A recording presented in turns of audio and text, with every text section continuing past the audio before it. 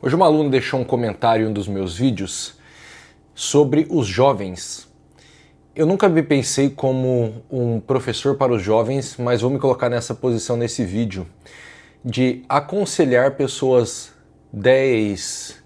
5, 10 anos mais novas do que eu, do que elas têm que fazer para conseguir, vamos dizer, chegar onde elas querem.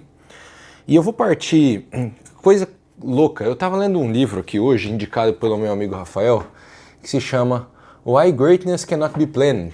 Por que você não consegue planejar a grandiosidade? Por que você não consegue planejar, vamos dizer assim, grande sucesso, grandes coisas, coisas maravilhosas não podem ser planejadas. E, como dizem alguns amigos meus, existe uma sincronicidade na vida. Essa mensagem, esse comentário da minha aluna, ele vem exatamente dentro de uma coisa que eu estava pensando. E eu fiz uma listinha de... Vou tentar dar um caminho prático, inclusive, para quem é novo, sei lá, 20 anos, 22 anos, 25 anos, porque é uma geração diferente da minha. Eu acho que eu sou uma geração X e eu estou falando com geração Z nesse vídeo. Eu sou mais millennial e o cara que está me ouvindo, para quem eu quero falar, é geração Z. E eu vou começar pelo comentário dela e você vai entender onde eu quero chegar, porque eu vejo que existem grandes dificuldades que essas pessoas mais jovens do que eu enfrentam e podem ser resolvidas pelo que nós vamos falar aqui. Então ela comentou da seguinte forma, vou deixar o comentário na tela. Na verdade não vai estar na tela, tá? Vou pedir para colocar na descrição do vídeo. A UPB School é a melhor faculdade para muitos brasileiros. A UPB School é minha escola, tá? Você já pensou em criar vídeos com uma pegada mais para adolescentes, jovens ou pais de jovens que estão decidindo os próximos passos na jornada profissional deles? Ou seja, esse vídeo também vai servir para os pais desses caras. Muitos poderiam começar como prestadores de serviços necessários no mercado digital. De repente, Elton, você pode fazer até como um projeto para jovens em comunidade de baixa renda. Esse é o comentário. Então nós vamos partir do seguinte, onde eu vejo que está morando a frustração de muita gente e isso tem acometido as pessoas da minha idade, eu tenho 31 anos, mas eu vejo muito nessa galera de 20, 22, 25. E a gente normalmente nomeia como a falta de sentido, parece que as pessoas não encontram um sentido na vida. E aí eu vou partir de uma ideia simples, que agora eu tenho filhos pequenos de 3 anos de idade, 1 ano de idade, e eu consigo ver isso na minha casa. Quando eu era novinho, até meus, sei lá, 10 anos, não tinha celular e a gente tinha só televisão de tubo. E a minha televisão não tinha muita coisa, porque meus pais não tinham dinheiro, então a gente só tinha TV aberta. E eu no horário que tinha desenho eu não estava em casa, então eu não fui um cara que consumiu muita TV. Então eu consumi muito livro e não só consumi muito livro, como eu brinquei demais na rua com os meus amigos. Então, desde muito pequenininho, eu fui muito sociável. Eu tive convivência e relacionamentos e isso plantou em mim um hábito de estar perto de outras pessoas e não me sentir sozinho. E eu vejo que uma coisa doida que aconteceu... eu lembro disso, quando eu estava na escola, os primeiros namorinhos que a gente tinha, primeiras menininhas que a gente gostava assim, cara, a gente tinha que se ver pessoalmente porque não tinha jeito de conversar. Eu demorei para ganhar um celular, consegui mandar SMS. Então, o contato humano ele era muito maior e você dá para ver, ou pelo menos a minha memória talvez me engane, mas o brilho no olho parecia maior das pessoas que cresceram com esse contato humano. Hoje a minha impressão é que as pessoas elas crescem, o meu filho já pega meu celular de vez em quando, a gente é meio contra deixar o celular na mão das crianças, mas de vez em quando ele pega porque eu tô vendo um vídeo no YouTube no celular e aí ele quer ver, ele ouve uma música, eu boto lá uma musiquinha do Frei Gilson para ele ouvir, ou sei lá, eu ligo o Blue aí para ele assistir um episódio, entendeu? Porque ele tá ali do meu lado vendo eu mexer, então eu tento evitar mexer no celular justamente por isso. Mas o meu filho ele vai crescer, né, com certeza tendo muito mais contato do que eu com um aparelho ou aparelhos no geral que te isolam do mundo exterior. Então eu lembro quando eu jogava videogame, meu pai sempre brigava comigo, porque eu terminava de jogar e eu estava mais estressado do que quando eu tinha começado. Ele falava que aquilo me fazia mal. E hoje eu olho para trás e penso, eu imagino que me fazia mal porque o aparelho ele é isolante, né? Quando eu não tenho os aparelhos digitais, eu preciso me comunicar com as pessoas, eu preciso sair de casa, eu preciso me movimentar. Então eu tenho mais vida social e, portanto, eu tenho... Estar perto de outras pessoas nos faz mais felizes. Esses aparelhos, eles nos isolam. Então, a primeira coisa que eu queria trazer aqui é...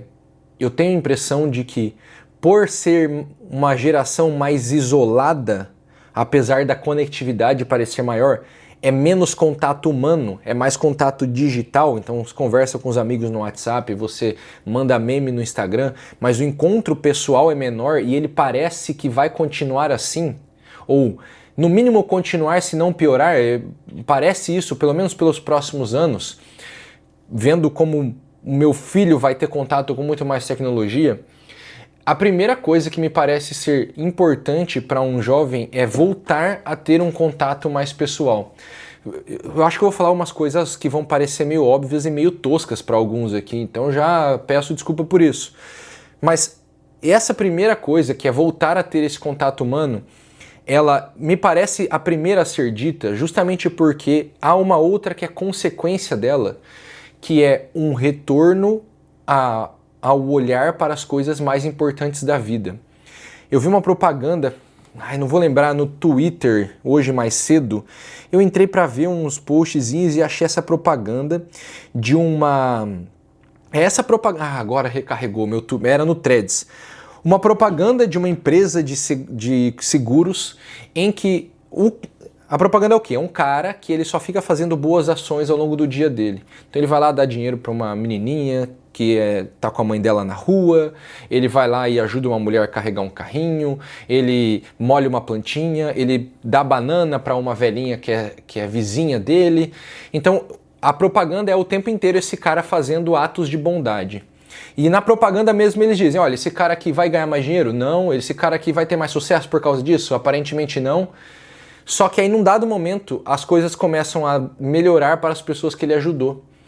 E ele vê os frutos do que ele fez. Então, por exemplo, a menininha que ele dava dinheiro todo dia na rua, que era uma mendiga junto com a mãe dela, tinha uma plaquinha assim dizendo que o dinheiro era para educação. E aí um dia ele vai e não encontra a menininha ali, ele olha para o lado e ela tá chegando com o uniforme da escola. Então ele vê os frutos daquele dinheirinho que ele deu todo dia, ela realmente foi para a escola. Aí a mulher que ele ajudava a carregar o carrinho todo dia começa a vender as coisinhas do carrinho dela. Tinha uma vendedora ambulante e ela agradece, você vê ela abraçando ele feliz da vida. E o que vai acontecendo nessa propaganda? Esse cara que estava olhando para coisas que mais importam e todas envolviam um relacionamento, até com um cachorrinho, ele dava um franguinho todo dia para um cachorrinho. O que ele colhe, eu já descobri na minha vida que é muito mais, preenche muito mais do que qualquer dinheiro do mundo. Talvez algumas pessoas duvidem ao ouvir isso. Às vezes aparece, tem um cara comentou no vídeo meu assim, vocês fiquem com a felicidade, eu quero é dinheiro. Eu falei, tá bom, cara, então fica com dinheiro, eu quero a felicidade, que é muito melhor. Veja, inclusive essa dicotomia entre dinheiro e felicidade, ela não existe, né? Uma coisa não tem nada a ver com a outra. Você pode ter muito dinheiro e ser muito feliz, ou ter muito dinheiro e ser muito triste, e o contrário também é verdadeiro. Então, é só uma dicotomia boba que a gente aprendeu em algum lugar que está errada, né? Porque uma coisa não tem nada a ver. Mas a coisa essa propaganda é um cara colhendo muitos frutos de fazer atos de bondade. Só que atos de bondade só podem ser feitos para outras pessoas. Você não faz um ato de bondade isolado. Você não consegue eu vou ser bondoso com a minha xícara de café, entendeu? Não dá para fazer isso. Então só dá para ser bom para alguém. Então, quando você volta, se coloca em contato com pessoas, se obriga a sair do isolado e voltar a ter contato, você se abre para novas possibilidades de fazer o bem. E isso preenche a tua vida de uma forma que nada mais pode preencher. E esse fazer o bem, ele também é um passo importante para o próximo, que aí nós entramos na vida profissional. E você vai ver, tudo isso eu vou amarrar com esse livro aqui, que é uma ideia muito massa. Que o próximo passo é trabalhar. Eu vejo que, e isso daí acho que é amplamente difundido, né? as pessoas da geração Z, os mais jovens, eles estão com muita dificuldade de estar no mercado de trabalho, de entrar e se encontrar no mercado de trabalho. Não vou fazer uma análise do quadro completo, porque eu não sou capaz de fazer isso, mas o que eu vejo é o dia em que eu passei a olhar o meu trabalho não como uma fonte de renda, mas como uma forma prática de fazer o bem, a coisa mudou de figura e eu passei a ter muito mais gosto pelo trabalho. Na missa ontem, hoje é segunda-feira, ontem eu fui na missa e daí o padre estava fazendo uma homilia, ele perguntou assim, quem gosta de trabalhar? E daí eu levantei a mão, olhei para minha esposa, o difícil é eu não gostar, que eu só quero trabalhar, né? Você tem que me obrigar a parar.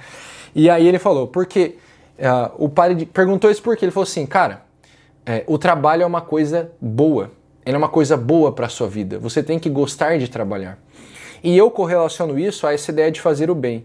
O trabalho é bom porque ele se torna uma forma prática de fazer o bem e que me permite sobreviver. Ou seja, ganhar meu dinheiro, que é um recurso.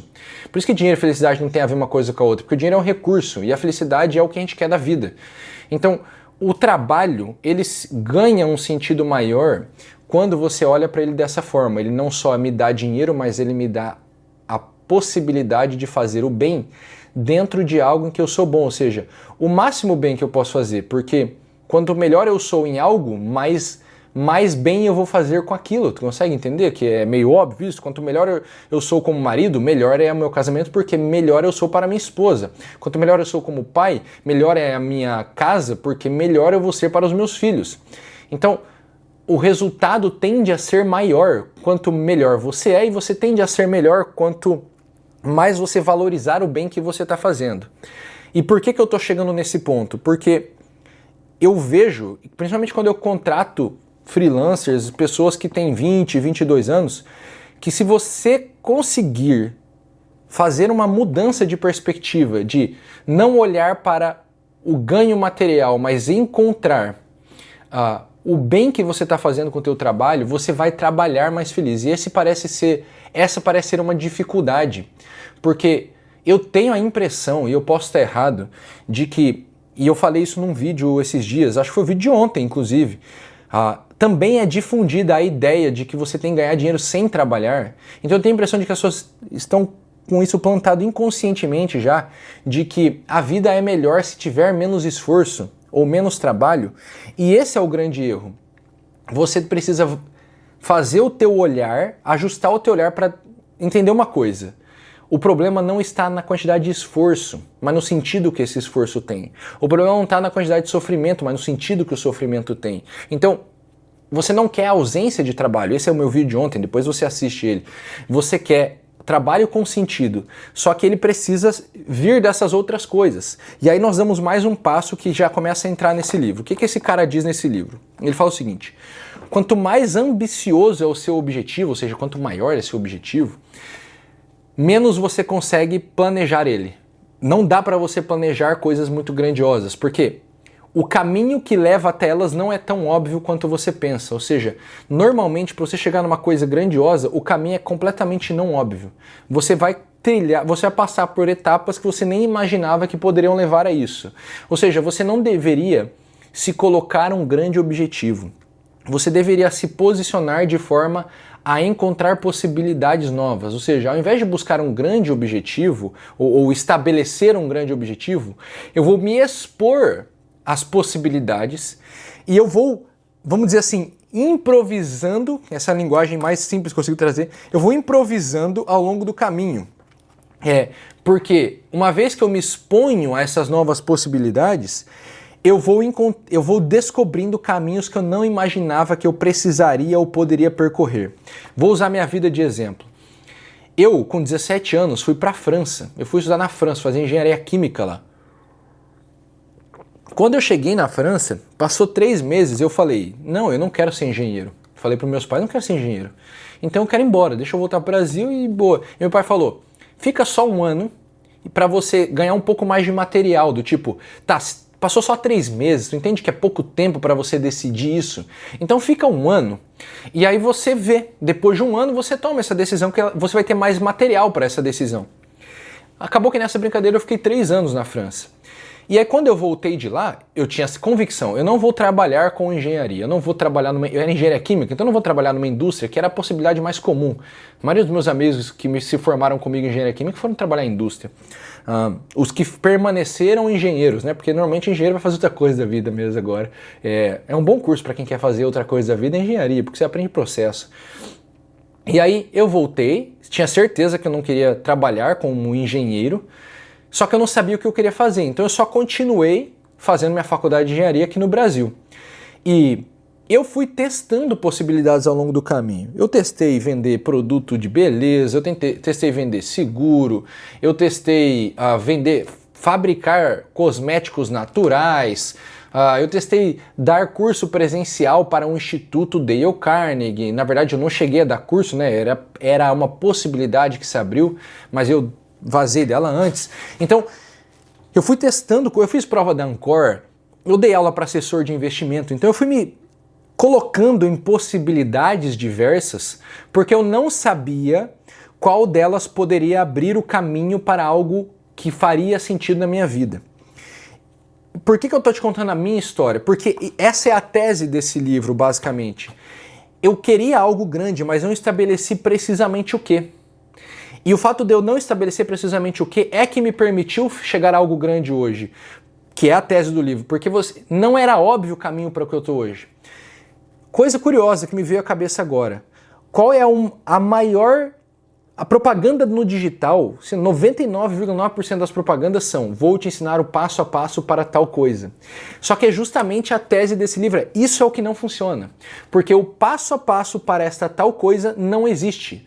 Ele é tão improvável que não tem como você estabelecer ele. Então, quanto maior o teu objetivo, menos você consegue fazer com um passo a passo dado. Mais improvável é o caminho. Portanto, de mais novidades e materiais você precisa, mais você precisa se expor às coisas que estão acontecendo. E ele sugere o seguinte ponto, inclusive.